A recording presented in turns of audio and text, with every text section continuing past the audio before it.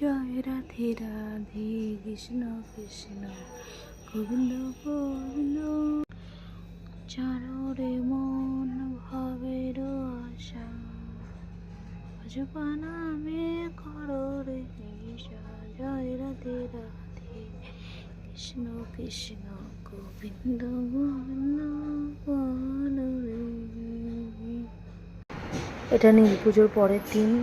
এই যে পুজো টুজো দিয়ে উঠলাম, তারপরে ভুজিটা কাটাবো, তারপরে খাওয়া দাওয়া হবে। সব কিছু আজকে একটু একটু করে শেয়ার করবো, দেখতে থাকো। এই যে এখন ছাউ মাখা করলাম, কালকে একটু ছিল। এই বাচ্চাগুলোকে সব দেবো, যা নিয়ে যা। এই যে ওই যে যাচ্ছে। এই যে পোশাকগুলো সব পেরেছি, এখন এক এক করে ছেলেটা দিয়ে আসবে। শিব ঠাকুরের বিয়ের পরের দিন কে কে তোমরা দিতে খাও? আমি কিন্তু খাই, তোমরা খাও কে কে আমি একটু জানিও।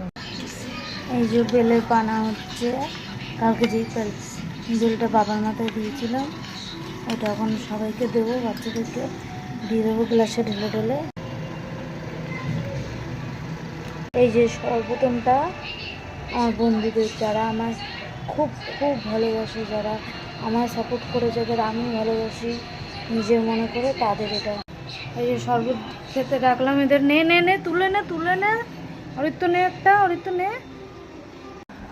এই যে এটা কিমা শাকের বড়া, এখানে আলু সিদ্ধ, আলু ভাজা, আজকে সব নিরামিষ, আর শুক্তোর ঝোল। এই যে আজকে খেতে লাগে। এখানে ডাল সিদ্ধ, ছেলের প্রিয়, তাই। এই যে সন্ধ্যাবেলা বোঁদে দিয়ে মুড়ি দিয়ে টিফিন হবে।